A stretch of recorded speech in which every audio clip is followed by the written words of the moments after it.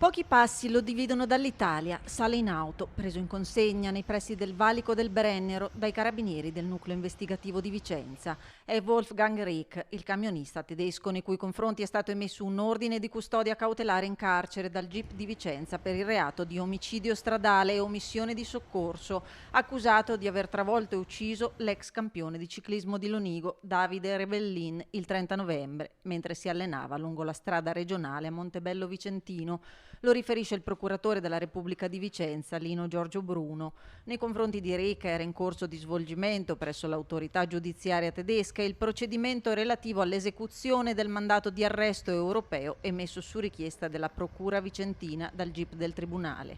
Rieck, previe intese tra Procura Berica, militari dell'Arma e difensori, si è spontaneamente presentato ai fini dell'esecuzione della misura cautelare, portato a Vicenza per essere trasferito in carcere.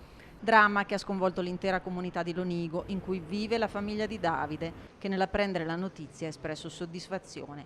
Siamo soddisfatti, le parole di Carlo, fratello del campione, della cattura di Rieck, così come del lavoro svolto dalla magistratura, su cui abbiamo sempre riposto la massima fiducia. E anche il sindaco di Lonigo ha espresso la vicinanza alla famiglia. Questo signore ha infranto le leggi qui in Italia e adesso è giusto che venga giudicato sulla base delle nostre regole. Adesso noi ci auguriamo che la giustizia faccia rapidamente il suo corso e soprattutto che la sentenza sia esemplare per tutti.